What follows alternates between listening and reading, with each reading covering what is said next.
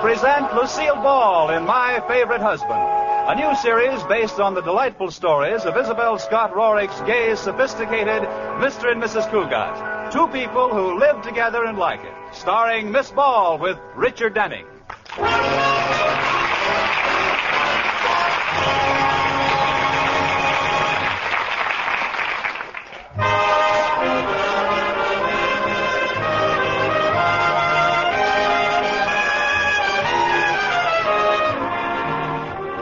Let's look in on the Cugats and see what they're doing. It is morning, and Katie, the maid, has just put breakfast on the table. And George and Liz are sitting down to it. That coffee smells good. Paper's right in front of you, George. Why don't you read it? Oh, no. As soon as I pick it up, you'll start your usual squawking about not seeing my face at the breakfast table. No, I won't, George, honest. Now, this should be interesting. Liz, you tore a hole in the paper. Yeah, I get to see your face at breakfast, and you get to read the paper. See? How can I read with a hole in the paper? Well, read around it. Oh. I saved all the little pieces I tore out, and you can read what you missed later. Great. I'm looking at you through an automobile ad. Well, what's so funny about that? The new Nash has blue eyes for headlights. And your ears look like both doors are wide open. Well, I'm glad you find it amusing. Katie, may I have some more coffee, please? Certainly, Mr. Cugat. Oh, what happened to the paper? Did the dog get at it? No, the cat. I did it, Katie. I had to, because he's always reading at the table and never knows I'm here. Good for you. I had the same trouble with my first husband, Clarence. One morning, I put an old floor mop in the chair to see if he'd notice the difference. Did he? Yes, he complimented me on my new hairdo. Then I did something awful. I set fire to his paper. Well, that must have burned him up. Oh, Mrs. Cugat. Pretty bad, huh? Well, it's early in the morning. Well, you're excused. Hey, look here. A story about my old girlfriend, Myra Ponsonby. Well, we haven't heard from her in ages. What does she say is new in Lower Slobovia? There you go again. Just because I went around with her in college is no reason to be jealous. I'm not jealous. I just wish she'd drop dead, that's all. Liz, you sound so bitter. I am. There isn't room for both of us in the same town. Well, better watch what you say, Liz. You may have to move. After all, they're still writing news stories about Myra. Why? What happened to dear old Myra, I hope? Well, she's driving into town from her country place. Well, now that ought to crowd the United Nations off the front page.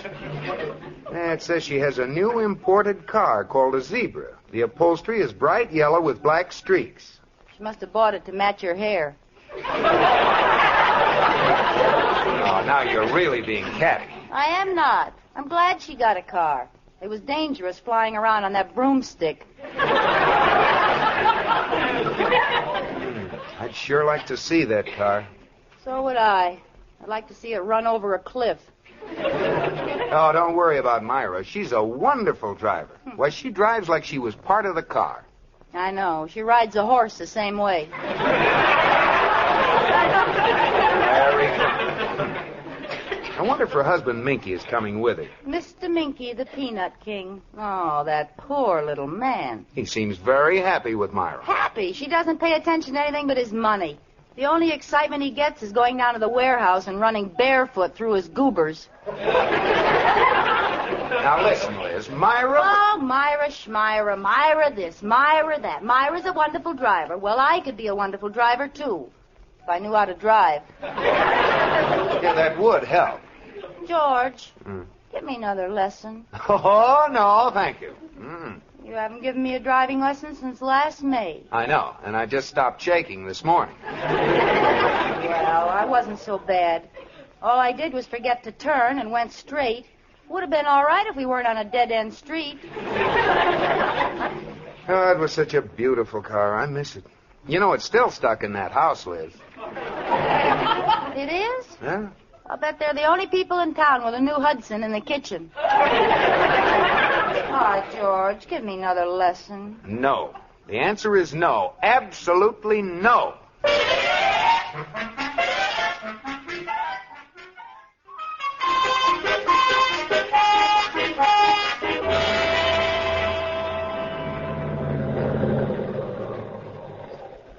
Okay, Liz. There isn't much traffic on this back road. I guess you can start driving now.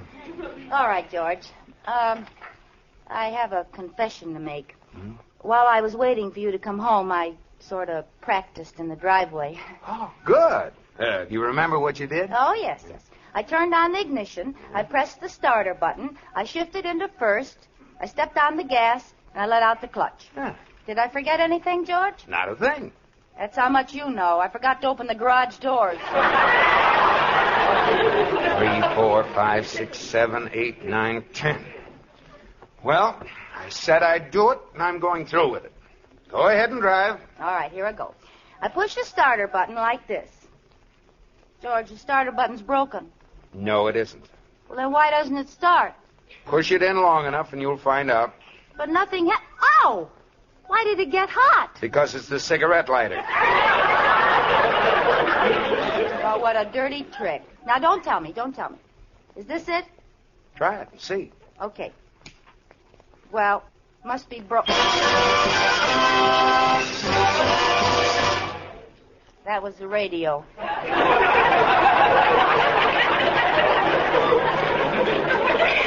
Yeah. Now, I don't want to suggest anything radical, but what do you think that little button that says starter is for? Oh, yes, I'm excited. Here we go. Hooray! It started. Yeah, congratulations. Why aren't we going? Well, you forgot a little thing called putting it in gear. Oh, that. No!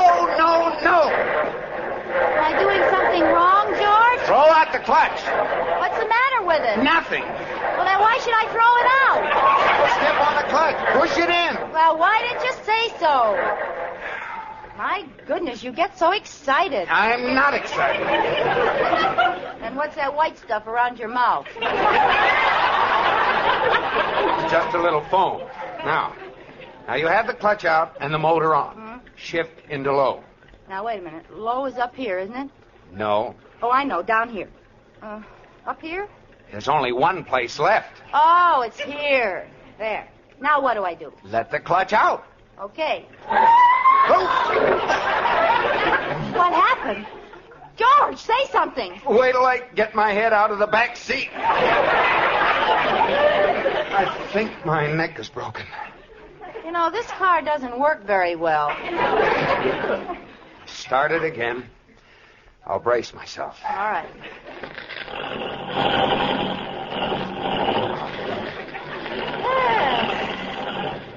I made it. How am I driving, George? Fine. Except for one little thing. What's that? You're driving on the wrong side of the road. Well, what's the difference? There aren't any cars coming. Well, as a favor to me and the insurance company, will you please pull over? Well, I'd be delighted. Well, go ahead. Here comes a car. No, wait. Stay on this side. He's going around you.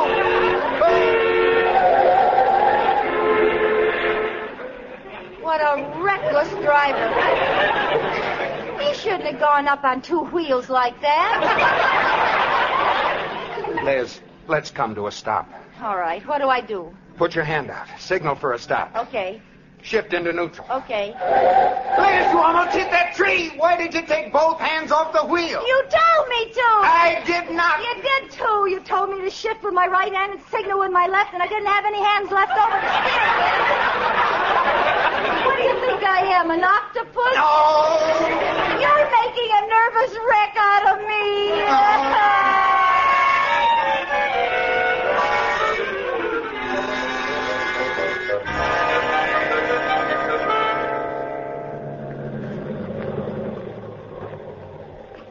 Oh, Corey, do you really think I'll pass my driver's license test? Why not?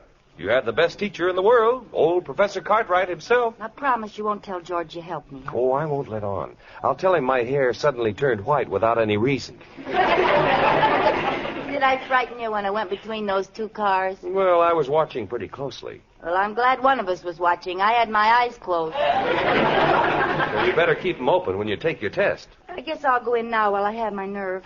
Why don't you go get a bite to eat? Oh, I couldn't eat a thing. I already have something in my mouth. What?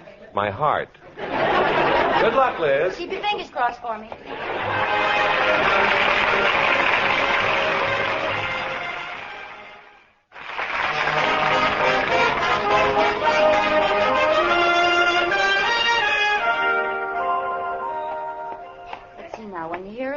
turn, you pull over and let it go by. You can pass a streetcar on the right at 15 miles an hour. I wonder how fast you can pass it on the left. Yes? Oh, how do you do? I'd like to get a driver's license, please. All right. Name, please? Elizabeth Cugat. Address? 321 Bundy. Uh-huh. Race? Of course not. I don't even have a driver's license. I think this is going to be one of my bad days. How much do you weigh? Yes. 285. Very amusing. 118. How old are you? 21. I haven't missed on that one in a long time. You know, it's funny, but there are no women drivers in the United States over 21. May I have my license now? Not yet. How tall are you? Well, what's this got to do with driving? Why are you asking all these questions? We want to find out what size car you'll wear. How tall? With heels or in my stocking feet? Well, what's the difference? About 3 inches. I'm 5'6" without them. Eyes? Yes, 2, blue. Thank you. And red. What? My hair is red. That's the next question, isn't it? Naturally? Well, just a little henna rinse now and then. Well, a fingerprint, and that does it. Give me your right thumb, please. What for? I want to hitch a ride home, and mine is tired. I'm going to take your fingerprint. I don't want to put my thumb in that dirty old ink. Now, this won't hurt a bit. No, Just give I me your don't right want hand to and put we'll my put it thumb in the ink. ink. Well, did you get my fingerprint? Yes. Right on the end of my nose. What are you laughing at? I'm happy. This is my last day on this detail. They're moving me over to the homicide squad where things will be nice and peaceful. Congratulations. Now, may I have my license? No, let's just test your eyes. Now, I'll hold this white card over your eye and you tell me what you see. A white card. No, what do you see out of the other eye?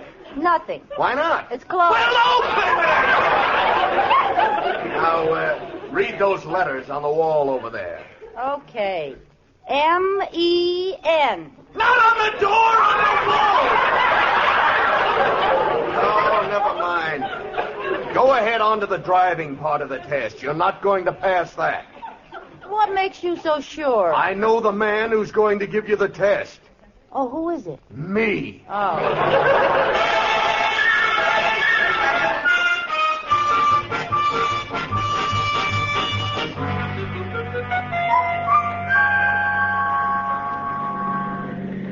I can drive anywhere now, Corey. I got a license. Well, I'm proud of you, Liz. It certainly didn't take you long. No. He was very sweet.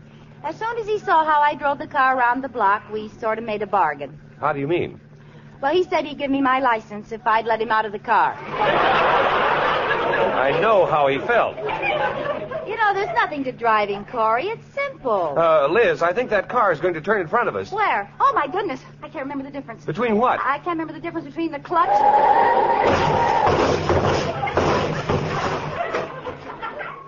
and the brake. Oh, smoke.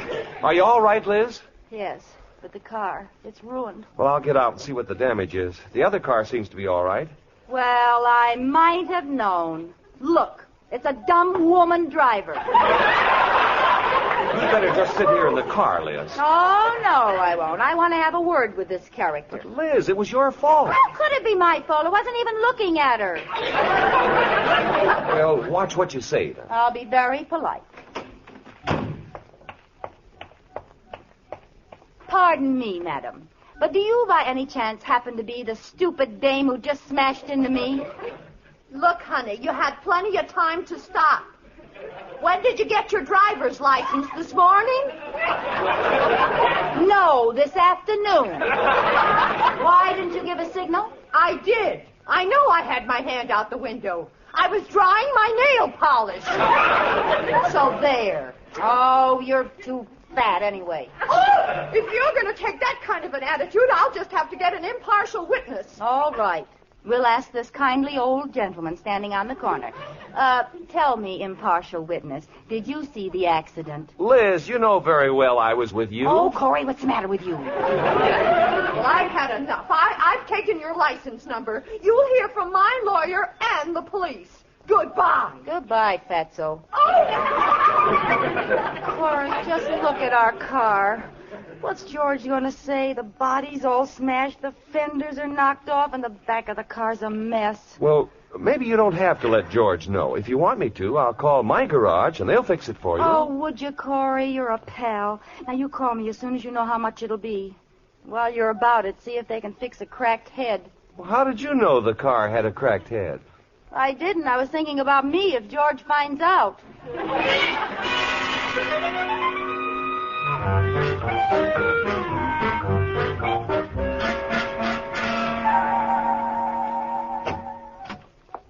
Is that you, Liz? Yes, dear. Did you get your driver's license? Yes. How'd you know? Oh, some fella from the bank saw you over there. Oh. Well, you're a full-fledged driver. Mm-hmm. Where's the car? It's in the garage. Oh, put it away. Mm-hmm. I was going down and count the fenders. I'd be surprised if I found all four of them. So would I. Well, you've got to expect a little kidding when you first learn, Liz. I know. Is dinner ready? Yeah, not yet. Say, did you see the paper tonight? No, why? There was some bad news. Myra Ponsonby's missing. Oh, really? What was the bad news? No, I'm serious. She should have been in town this morning, and nobody knows what's happened to her. Minky called the police. He's afraid somebody made off with her. Well, if somebody made off with her, it serves them right. Oh, Liz, I'm surprised at you. Myra's very life may be in danger. Minky's offered a reward, $10,000. Dollars or peanuts? Very funny. But I don't understand it. She just disappeared into thin air. Do you mind if we talk about something else? I even started to worry about you. What made you so late getting home? Late? Oh, I was just late. Oh, I thought maybe you'd run into an old friend. No, it was a stranger. Honey, you're acting funny, like you've done something wrong. Me? That's a laugh. Liz, are you hiding something? I'll get it. Hello? Oh, I've been waiting for you to call. Just a minute. George, would you get my coat for me? I'm cold. You're wearing it. Oh, well, would you hang it in the hall closet for me? I'm warm. Do you feel all right, Liz? Yes, I'm fine. Just take it out to the closet like a good boy. All right. Thank you. Gee, I'm glad you called. Oh, Katie. Yes, sir. I'm worried about Mrs. Cugat. She's acting so strangely. Katie, if a person you love is in trouble, it isn't wrong to eavesdrop, is it? Yes, it is. I knew you'd agree with me. Well, I won't be any party to this. Oh, you haven't any idea how guilty I feel. Every time I see a policeman, I almost die. Police? She must be in trouble. No, George doesn't know yet, and when he does, murder. Murder? Really? Gosh, I didn't think I hit her that hard. The body must be all banged up. Body? You know how George felt about that old wreck. Liz has done away with Myra. Listen, that wasn't the first time she'd been hit. Did you see all those dents in her trunk? Oh, no. How could she do it? And her rear bumper was in pretty bad shape, too. Oh, poor Myra. Wasn't it awful? I thought she'd never stop yelling. And all I did was hit her with the front wheels. Yes, I picked up all the parts that fell off and threw them in the back seat. Oh. Well, thanks for taking care of everything. Now, don't call me again. I'll call you when George isn't around. Liz. Yes, George? Liz, I'm going down and look in the garage. Oh, no, you mustn't. I thought so. Is it because of what I'll find down there? Yes, I didn't want you to know. Oh, Liz, baby. You're in terrible trouble. I am? Yes. And I want you to know that no matter what happened, I'll stick by you. Well, thanks, George, but aren't you getting a little dramatic about this? Dramatic? Yeah, I just smacked her in the back when she wasn't looking. Liz, you don't know what you're saying. And to think I drove you to this. Oh, you did not. I drove myself. Oh, you're just trying to save me.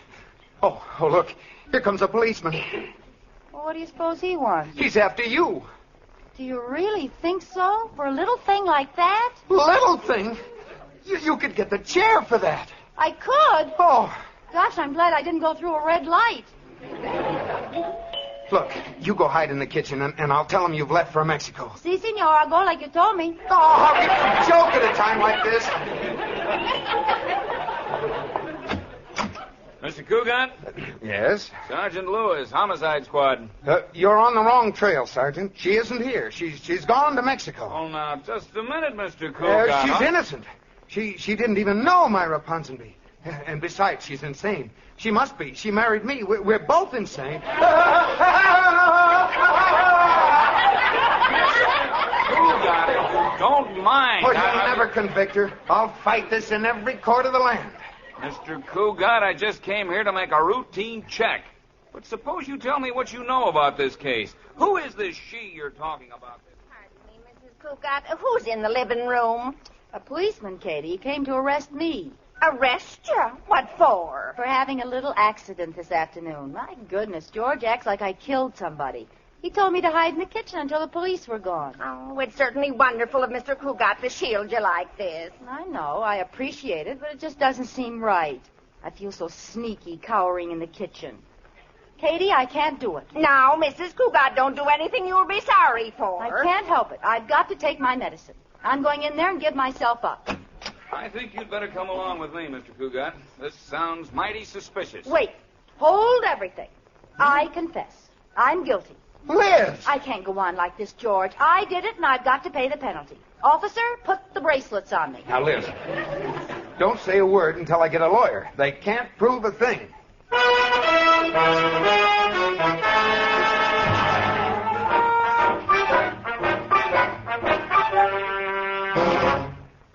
All right, Mrs. Cugat, step up to the desk, and the sergeant will get some information from you. All right. Now, what's your name? It's you again.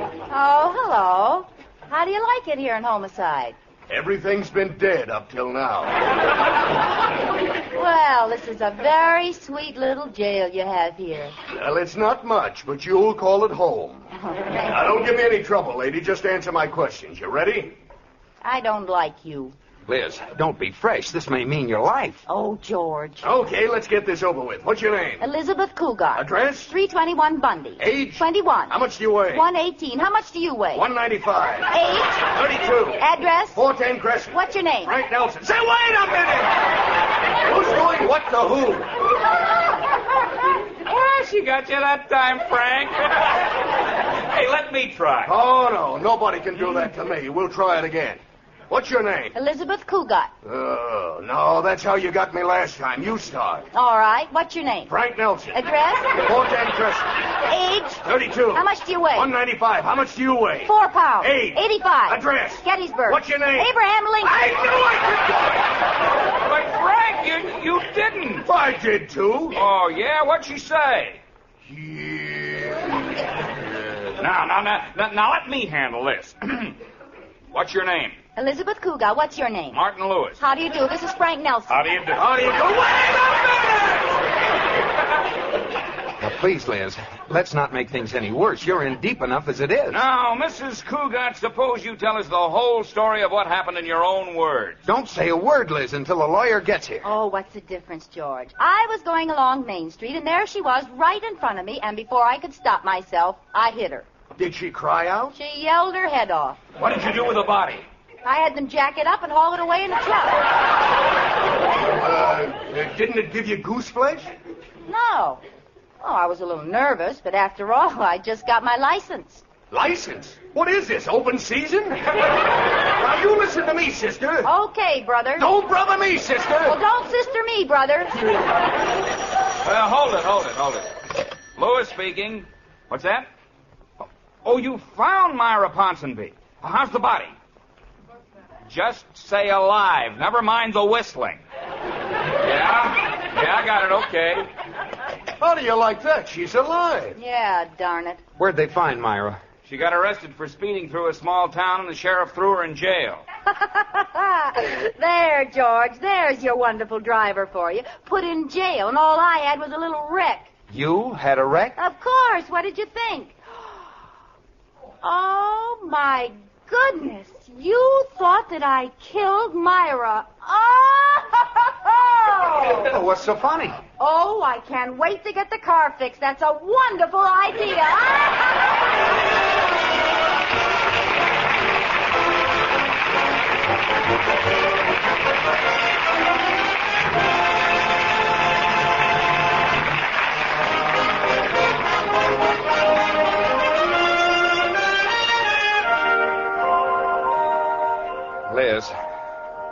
Liz.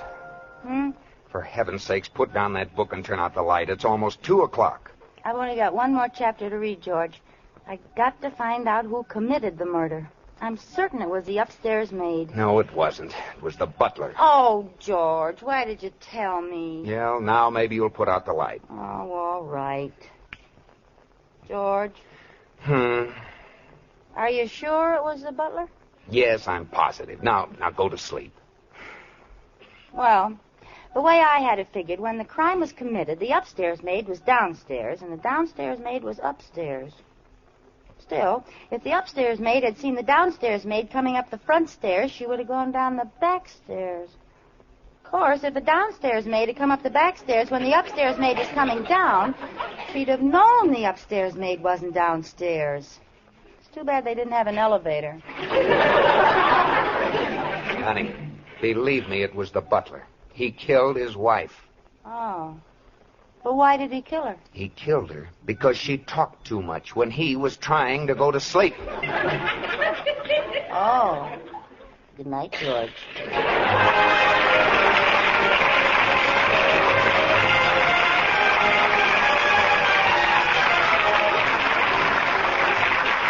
You have just heard My Favorite Husband, starring Lucille Ball with Richard Denning. Also heard in tonight's cast were John Heastand, Ruth Parrott, Frank Nelson, Bea Benaderet, and Herb Vigran. The program was produced and directed by Jess Oppenheimer, who wrote the script with Madeline Pugh and Bob Carroll, Jr. Original music was by Marlon Skiles and was conducted by Wilbur Hatch. And now stay tuned for the Camel Caravan starring Vaughn Monroe. This is CBS, the Columbia...